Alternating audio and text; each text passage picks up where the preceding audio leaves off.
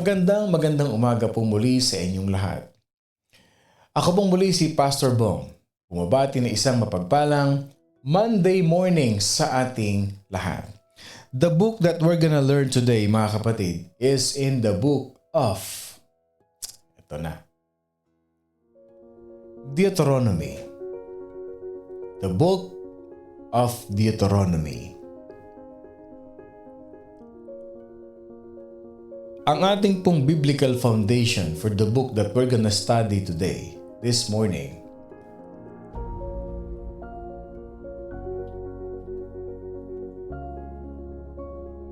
is in the book of Deuteronomy chapter 8 verse 2 to 3. The Lord your God led you all the way these 40 years in the wilderness to humble you and test you, to know what was in your heart, whether you would keep His commandments or not.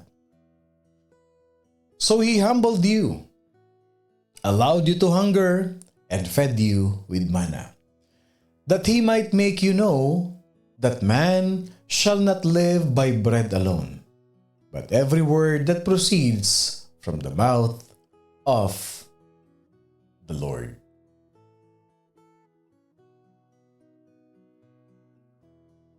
Okay, let me just fix this.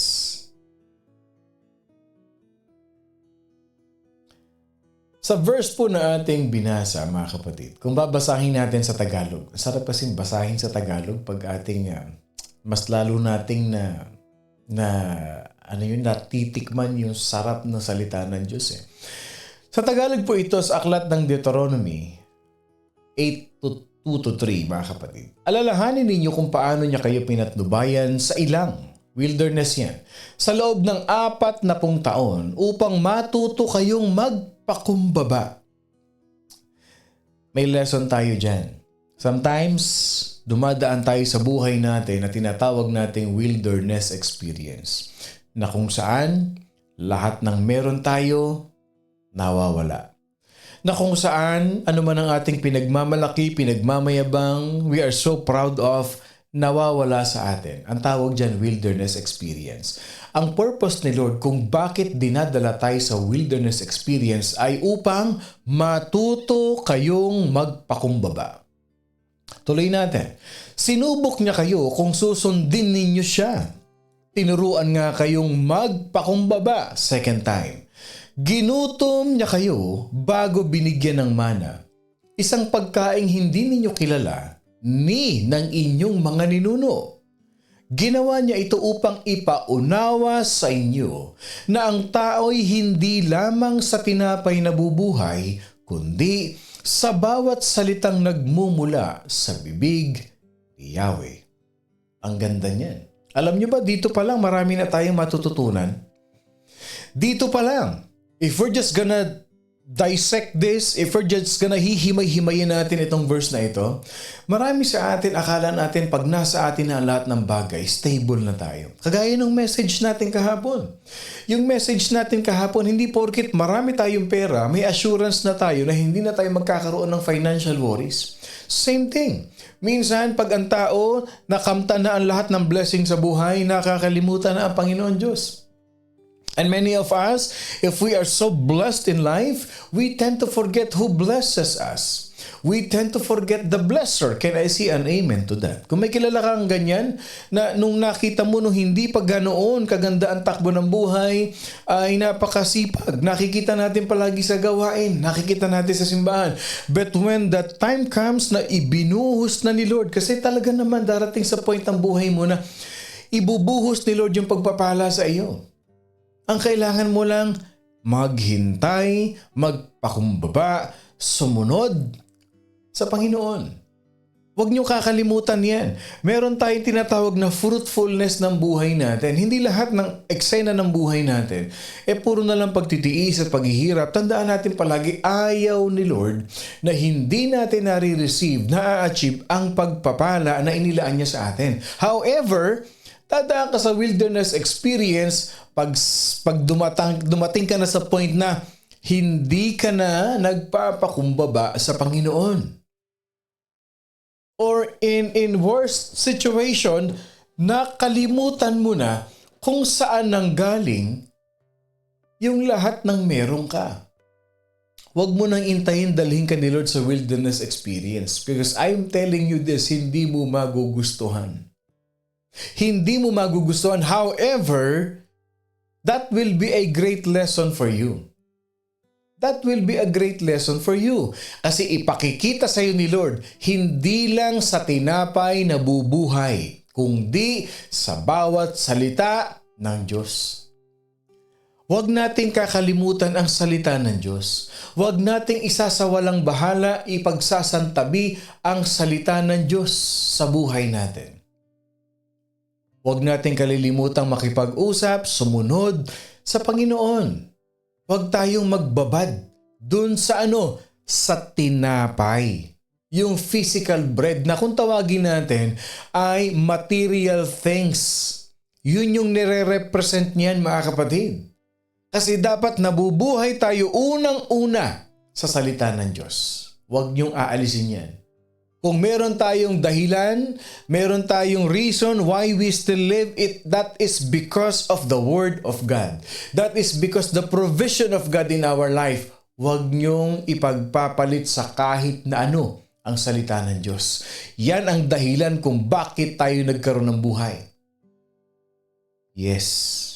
Nung tinanggap natin si Lord, dun pa lang tayo nagkaroon ng buhay. Because once we were dead in our trespasses, in our iniquities, we are considered dead. But when Jesus Christ came into our life, we accepted Him. Binigyan niya tayo ng panibagong buhay. The book of the Deuteronomy, mga kapatid. This is 4 of the first 5 books of the Bible. The book of Moses have to do with Israel and their story of wilderness wanderings. 4, sa unang 5 libro ni Moses, mga kapatid, ang pinag-uusapan dito yung wandering. Yung time na nagpaikot-ikot, mga kapatid, ang mga Israelites sa wilderness. Pag pumunta naman tayo ng New Testament, mababasa natin to sinulat ni Paul. 1 Corinthians chapter 10 verse 11. Ano sabi ni Paul dito?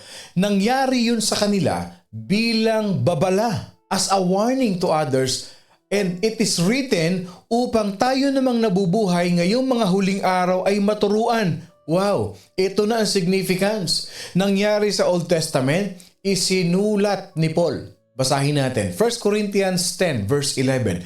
All these things happened to them as examples, and they were written for our warnings, o in other translation, admonition. So ibig sabihin, hindi talaga natin pwedeng ipagwalang bahala ang lahat ng nangyari sa Old Testament, kasi even si Paul, okay? Ano ba yung sinasabing last days? Ano ba yung sinasabing huling araw sa Bible? We are living in the end times. We are living in the last days. So yung mga warnings na yun sa Old Testament, applicable sa atin. Tandaan natin, ang salita ng Diyos ay noon, ngayon, magpakailanman. The Word of God is Jesus. The Word is Jesus. He is the Word. And the Word was with God, and the Word was God, and the Word became flesh and dwelt among us. Ang salita ng Diyos, ang nakasulat sa Bible, si Jesus Christ. Jesus Christ is the same yesterday, today, and forever. Kaya kung ano nakasulat sa Bible, it happened 2,000 years ago, it will happen until now, it is happening right now. So yung nangyari ng Old Testament, it is a warning not only to those New Testament people, but to all of us in this generation. Nangyari yun upang bigyan tayo ng babala. Applicable ba sa buhay natin? Yes! Pwede nating sabihin, teka muna kapatid, hindi lang tayo sa material na bagay na bubuhay. Nabubuhay tayo sa salita ng Diyos. Sabihin mo sa katabi mo, Amen. Can I see an amen to that? Can I see an amen to that? It is a warning to us. Why do I always tell the people? Why do I always tell Morning Devotion family, read your Bible, read your Bible, read your Bible, so that you will see the warnings, so that you will be aware. Paano dapat mabubuhay sa mundo ngayon? How do I live in this 2024? How do I live in the next year? How do I live on 2026? Pwede ka na mag-advance reading. Paano ako mabubuhay next year? Basahin mo yung Bible. Mag-advance study ka na. Kasi lahat ng nangyayari sa mundo natin, nangyari na noon. Nangyari na noon. At mangyayari din ngayon at mangyayari bukas. And all of those things gives us warning. Marami sa atin, we focus more on what? Material things. We focus more on what? Jobs. We focus more on what? Sa ating mga negosyo, sa ating mga physical needs. Oo, nandyan na yan. Pero teka muna, ang pinag-uusapan dito, anong priority mo? Si Lord ang dapat na priority mo. Siya ang dapat mong unahin. At lahat ng mga ito, nakasunod na lang sa iyo yan. Huwag mong habulin yan. Pag hinabol mo si Lord, ikaw ang hahabulin ng negosyo mo. Ikaw ang hahabulin ng trabaho. Ikaw ang hahabulin ng love life. Ikaw ang hahabulin ng masaganang buhay. Pag inuna mo si Lord. Because the reason why we live is because of Jesus. Because of the Word. Wow. Every experience that they had in the wilderness, it holds a lesson for those of us living in what? We are living in a dispensation of grace. Alam niyo ba kung bakit tayo nabubuhay ngayon? It is all because of the grace of God. Yes. The reason why we survive, the reason why we struggle, the reason why we strive in life, the reason why we become successful in life, it is all because of the dispensation of grace ni Lord sa buhay natin. Kaya mo nabibili ang mga bagay na yan. Kaya mo na-achieve ang mga bagay niyan. It is because of the grace of God. And whatever we experience, it is all by God's grace. Knowing this, lahat ng nalalaman natin dito sa Morning Devotion and pointing to what? Ito na, sustaining manna that fell from heaven each morning, the Lord Jesus revealed. Tandaan natin, finding Jesus in the book of Deuteronomy. Saan natin makikita si Jesus Christ sa Deuteronomy? Kaya dito binibigyan ko kayo ng New Old Testament, New Testament. Para makita ninyo, tinitimbang natin. Kasi many people, they say, oh, wala na yan, Old Testament, dati na yan, New Testament na tayo. Teka muna, saan ba galing yung istorya ng New Testament? Sa Old Testament.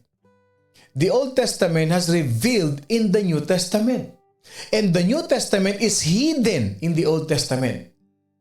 Nakukuha nyo? Yung New Testament nakatago sa Old Testament. At yung Old Testament inilabas sa New Testament. Kaya nga si Jesus Christ sa Old Testament types, shadows, and prophecies. Pagdating ng New Testament, wala ng types, shadows, and prophecies, lumabas na. Tanghaling tapat, yung image na, si Jesus Christ na nakita natin. And I hope na panood nyo, nabasa ninyo, narinig ninyo mga kapatid, yung first part, yung introduction natin about types and shadows and prophecies. Ngayon, ni-reveal ni Jesus Christ.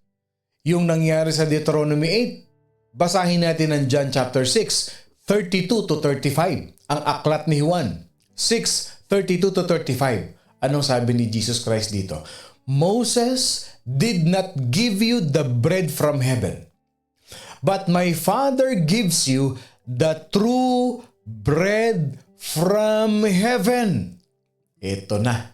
For the bread of God is He who comes down from heaven and gives life to the world. I am the bread of life. He who comes to me shall never hunger. Yun. Si Jesus Christ. Tagalogin natin. Ganda nito.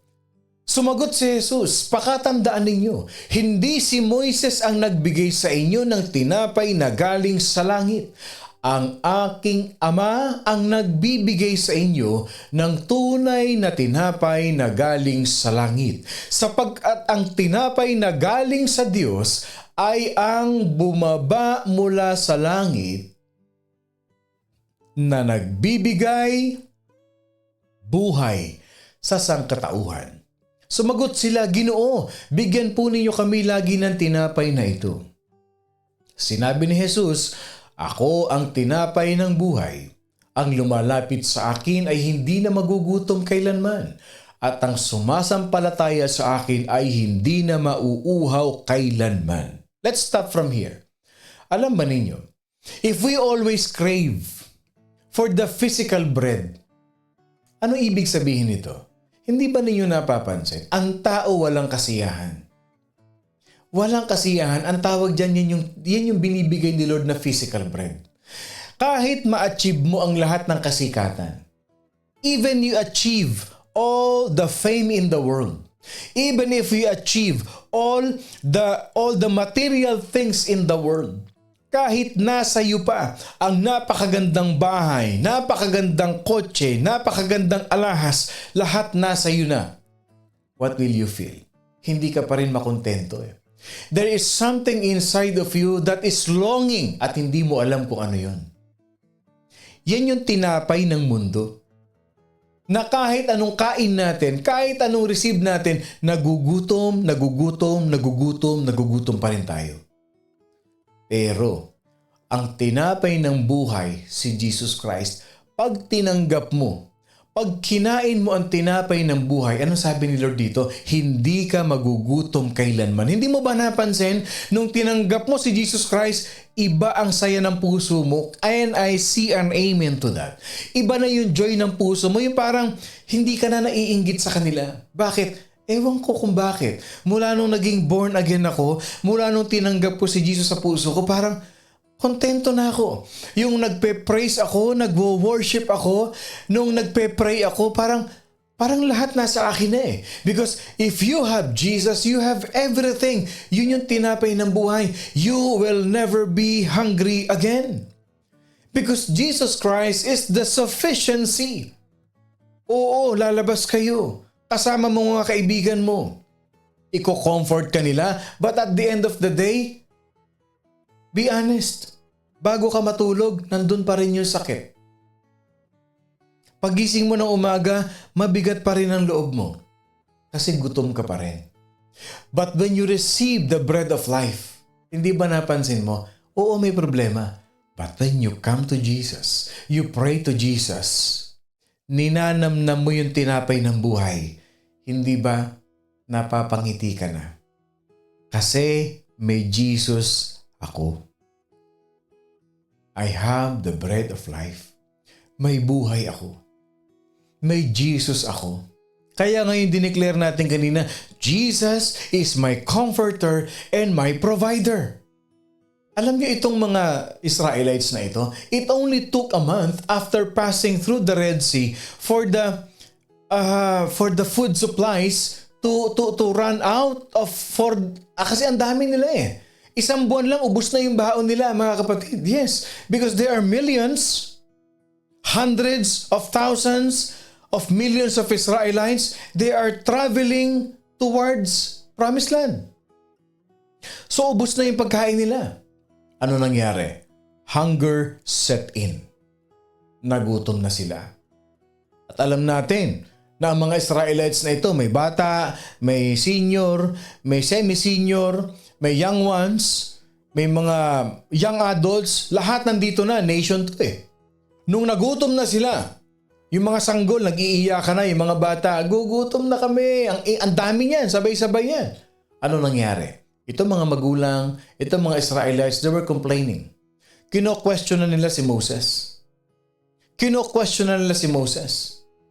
Siguro, he must have been feeling like kagaya ni Philip when Jesus Christ held that Sermon on the Mount, yung sa Galilean mountainside, nung tinanong sila ni Jesus Christ. Di ba? Tinanong niya si Jesus Christ. Sabi niya kay Jesus Christ, saan tayo bibili ng pakakain sa mga ito? Where shall we buy bread that these people may eat? Tumanaw si Jesus Christ, tinignan ni Jesus Christ, di ba? Tumanaw si Jesus at nang makita niyan dumarating ang napakaraming tao, tinanong niya si Felipe, saan kaya tayo makakabili ng tinapay upang makakain ng mga taong to? Tinanong ni Jesus Christ si Philip. Just when Moses was desperate for a solution, God was there with a promise. May promise si Lord. Anong sabi ni Lord? Exodus 16:4, I will rain bread from heaven for you, and the people shall go out and gather a certain quota every day. Sabi ni Lord kay Moses, pauulanan ko kayo ng tinapay mula sa langit. Galing sa langit yun. Ano sabi ni Lord? Araw-araw. Araw-araw palabasin mo ng bahay ang mga Israelites na yan. Palabasin mo ang mga tao para mamulot sila ng kakainin nila sa maghapon. Yung para lang sa maghapon ha. Huwag sila magde-reserve. Sa pamamagitan nito, susubukin ko kung susunod sila sa aking mga tagubilin. And true to His word, for the next 40 years, God fed His people in this way every morning. All they needed. Anong tinatawag dyan? Yung miraculous provision. Nasa Psalm yan, Psalm 78:24, the bread of heaven. The bread of heaven. Similar yan sa hamog that covers the ground. Kaya yung manna, it was fine, maliliit yan, na parang flakes na bumababa mula sa langit. Parang hamog na bumababa yan sa madaling araw. And the Israelites, they will gather each morning. Anong gagawin nila doon? Dudurugin nila yon. Gagawin nilang cake. Tapos ibe-bake nila yon. At alam niyo ba masarap yung mana? Anong lasa? Parang wafer yan na may honey. Exodus 16:31. Makikita niyo yung lasa ng mana. Anong lasa ng mana? Ano kaya lasa ng tinapay na yun na parang hamog na pinapaulan ng Panginoon Diyos tuwing morning? Exodus 16:31. Wafers made with honey. Church, manna was not a product of this world. Hindi yan tumubo sa damo. Hindi yan tumubo sa punong kahoy. Hindi. Manna was a product from heaven. Hindi nila kailangan anihin. They need not to cultivate it. They need not to manufacture it by human hands. It is a supernatural bread from heaven. It was a gift that came down from heaven and it has to be gathered daily and it was only good for that day's supply. Bakit? Pag pinaabot mo ng kinabukasan, nabubulok na yan. Hindi ka pwedeng mag-reserve. Uuurin yan. It will be corrupted by worms. But dito ka ma-amaze. Pag araw ng Sabat, exempted ang mana, hindi mabubulok. So ibig sabihin, yung Sabbath day nila, kahit magdoble sila ng kuha para sa Sabbath day, hindi nabubulok eh. Kasi supernatural yung bread na yan eh. The following day, you can make a double portion. Halimbawa, Sabado, Sunday yung Sabbath day nila. Okay yung portion natin ngayong maghapon, let's say isang salop, gawin natin 2 salop para bukas, hindi mabubulok yun. The manna never run out. Hindi naubos ang manna. Yes. Never-ending supply. At gaano karami ang pinakain ng manna? Over 2 million people. Some say 3 million people.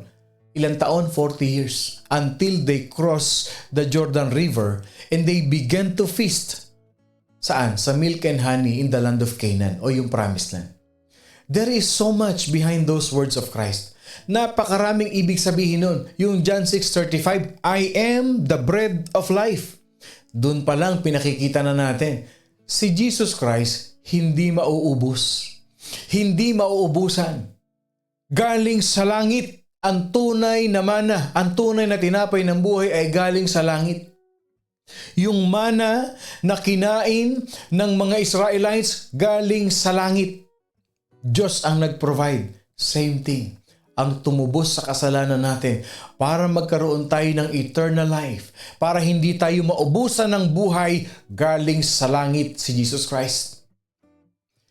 He came down from the Father to sustain us and give us life. Mga kapatid, the manna in the wilderness, it demonstrated to the world that we have a God who cares and provides for us. Si Jesus na nasa buhay mo. Si Jesus na kasama natin araw-araw.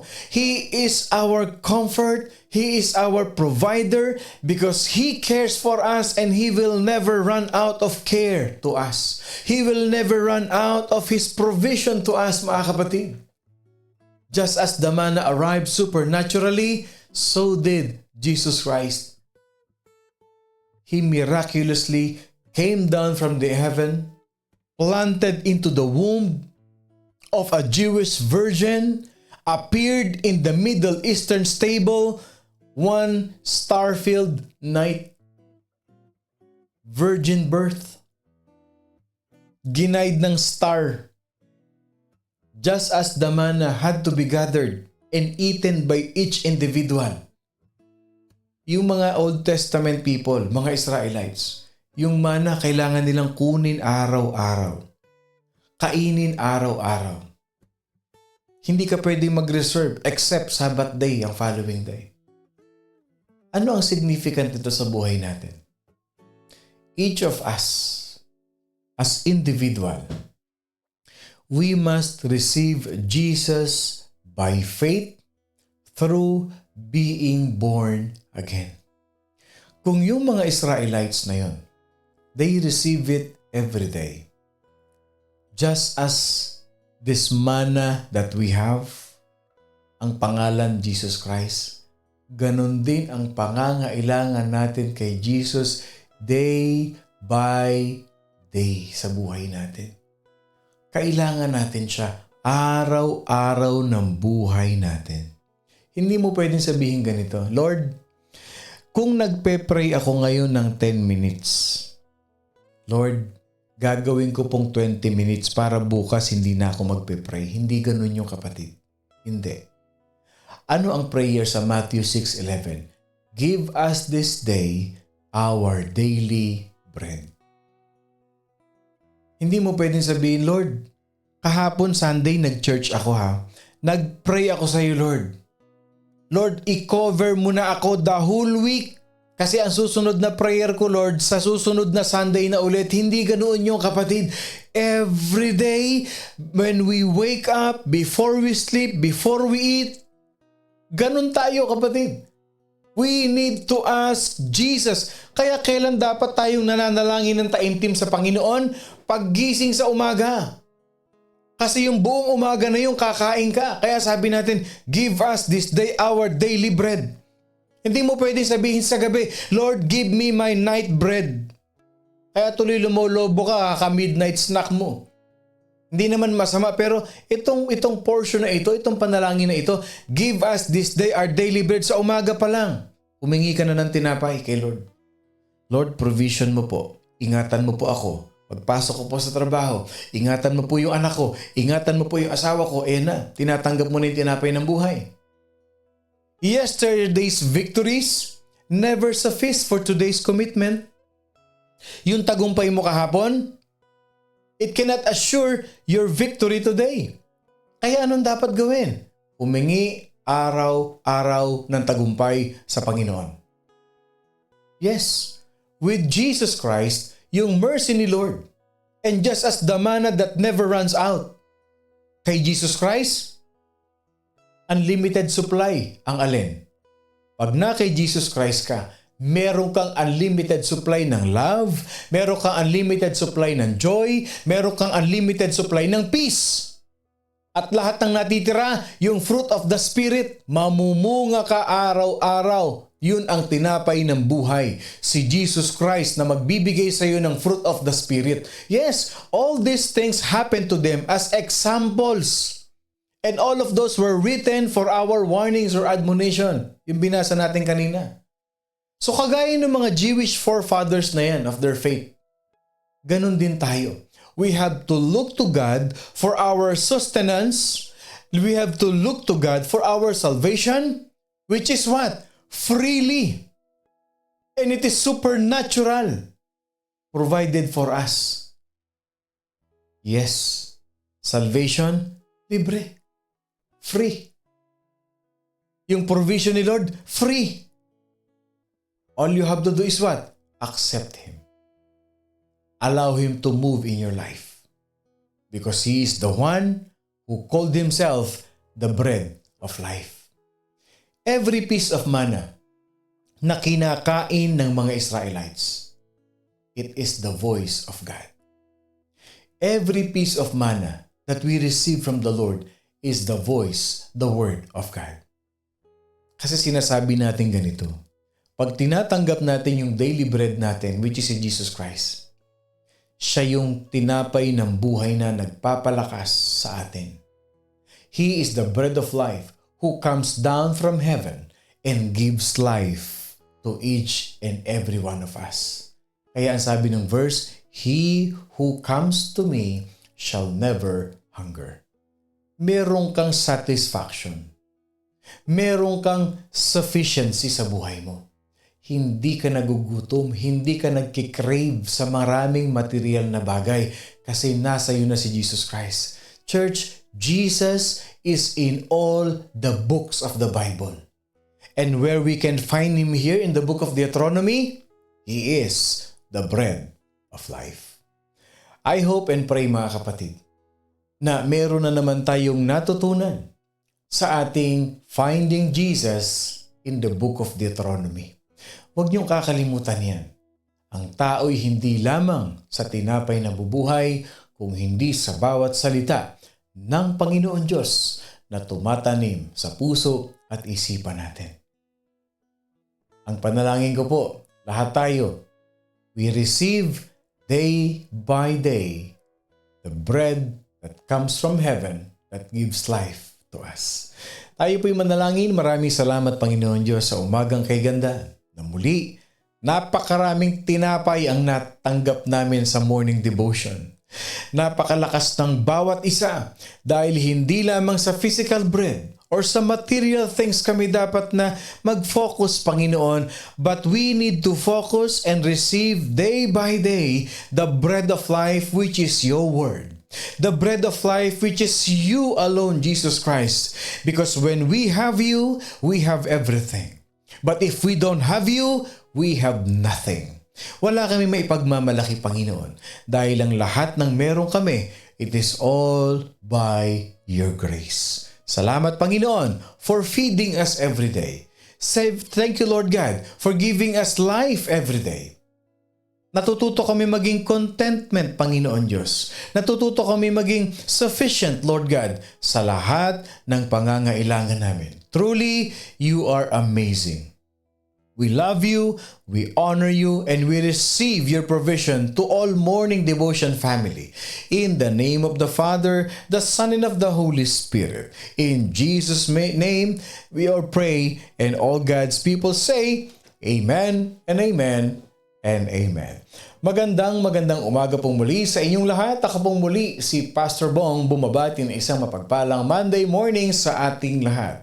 Tandaan nating lahat, fix your eyes, always eat the bread of life every day in your life who is Jesus. At wag na wag kakalimutan, we are blessed by God. I love you all mga kapatid with the love of the Lord.